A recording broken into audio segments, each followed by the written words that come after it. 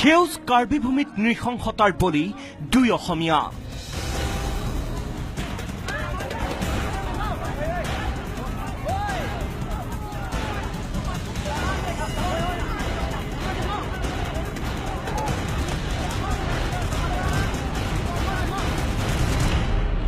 গণপ্ৰহাৰত মৃত্যু উদীয়মান দুই প্ৰতিভাৰ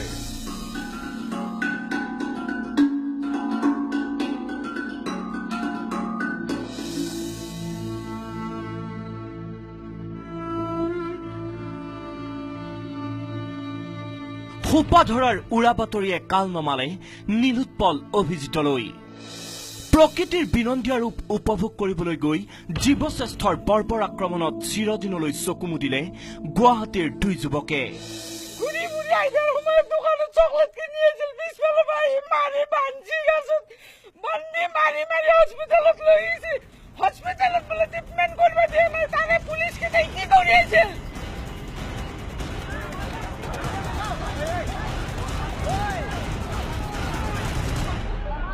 নিউজ 18 অসম নৰ্থ ইষ্টৰ হাতত বৰ্বৰ আক্ৰমণৰ শিহৰণকাৰী দৃশ্য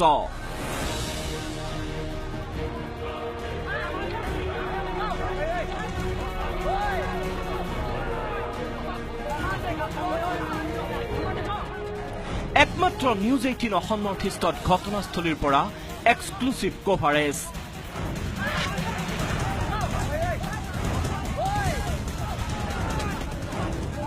কিয় আক্ৰমণৰ শিকাৰ হৈছিল নিৰীহ দুই যুৱক কেনেকৈ সংঘটিত হৈছিল এই বৰ্বৰ জঘন্য নাৰকীয় কাণ্ড একমাত্ৰ নিউজ 18ত প্ৰত্যক্ষদৰ্শীৰ শিহৰণকাৰী ভাষ্য ভয় খাইছিলো আমি বহুত ভয় খাইছিলো পিছত কৈছো এখিনিত কৰিব নালাগে এনেকুৱা আৰু কৈছো আমি মাৰপিট কৰিব নালাগে পুলিচ মাতি দিয়া আলোচনা কৰিলো কিন্তু কিছুমানে নামানে যে কিছুমান আৰু গাঁৱলীয়া মানুহটো সন্ধিয়ালে ধৰি লওক মদ পানী খাই কিছুমানে মানে ধৰি লওক আহি অলপ মাৰ কোব দিলে তাৰপিছত এনেকে মানে অলপ বেছি বাঢ়ি গৈছে মানুহ বাঢ়ি আছে যিমান মানে কিবাটো বেছি হৈ আছে আৰু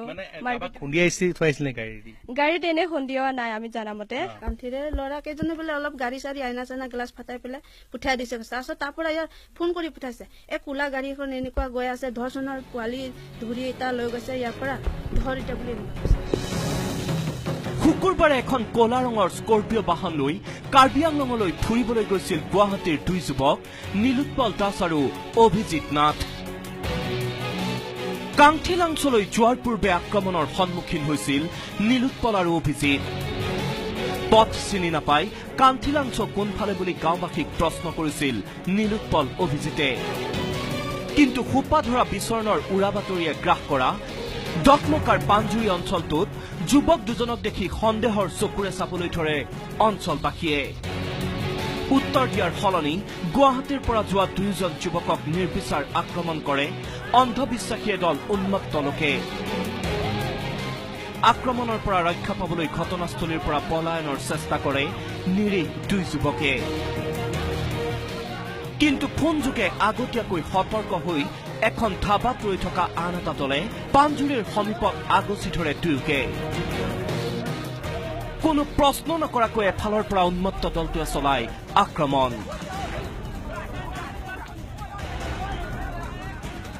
প্ৰাণকাতৰ চিঞৰেৰে নিজৰ পৰিচয় দিয়াৰ পিছতো চলিছিল লাঠি চৰ গোৰৰ ওপৰচুপৰি আক্ৰমণ একাংশই বৰ্বৰ আক্ৰমণ চলাই নিয়াৰ বিপৰীতে একাংশই মোবাইলেৰে ৰেকৰ্ড কৰিছিল নাৰকীয় কাণ্ডৰ ভিডিঅ'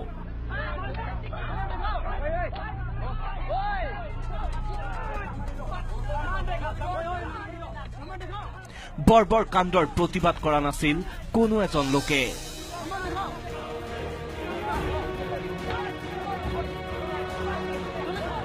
উন্মাদ দলটোৱে যুৱক দুজনক হত্যা কৰি ক্ষান্ত হোৱা নাছিল যুৱক দুজনক নৃশংস হত্যাৰ পাছত গয়াই চলাইছিল লুটপাট এয়া চাওক ক্ষতিগ্ৰস্ত স্কৰ্পিঅ' বাহনখনৰ অৱস্থা অভিজিতৰ মাতৃ শশীপ্ৰভা ডেকাৰ নামত আছে এই বাহনখনৰ পৰা দুৰ্বৃত্তই লুটি নিয়ে মিউজিক চিষ্টেমকে ধৰি বিভিন্ন সামগ্ৰী ঘটনাস্থলীৰ পৰা আৰক্ষীয়ে উদ্ধাৰ কৰিছে সংগীত ভালপোৱা নীলোৎপলৰ বাদ্যযন্ত্ৰ আৰু এটা মোবাইল নিশাৰ জঘন্য কাণ্ডৰ পিছত আৰক্ষী গৈ পোৱাৰ পূৰ্বেই ঘটনাস্থলীত উপস্থিত হৈছিল একমাত্ৰ নিউজ 18 অসম নৰ্থ ইষ্ট। কেমেৰাত বন্দী হয় ভগ্ন মোবাইলৰ টুকুৰা আৰু গাড়ীৰ ভগ্নাংশ।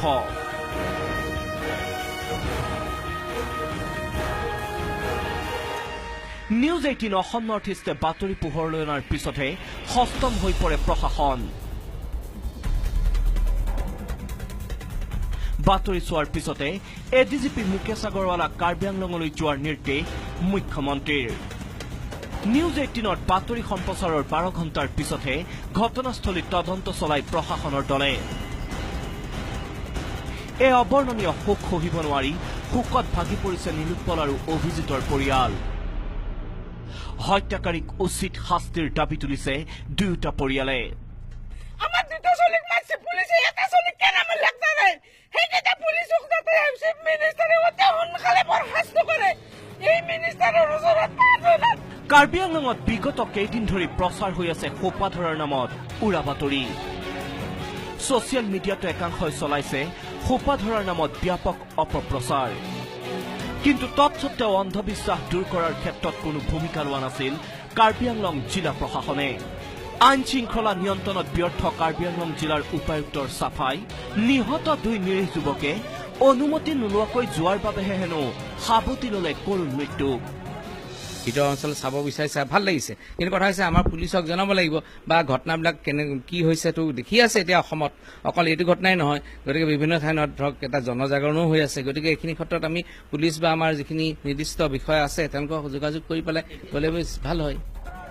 এতিয়া গ্ৰেপ্তাৰ হ'বনে এই বৰ্বৰ কাণ্ডৰ অভিযুক্তসকল? ভিডিঅ' ফুটেজত ধৰা পৰাসকলক কৰায়ত্ব কৰিবলৈ সক্ষম হ'বনে আৰক্ষী প্ৰশাসন? ন্যায় পাবনে দুৰ্ভগীয়া নীলোৎপল অভিজিতে? কেমেৰা পাৰ্চন হেমন্তৰ সৈতে গৌতম সূত্ৰধৰৰ সহযোগত ডকমকাৰ পৰা Nilotpal Bora, news 18 Assam north east.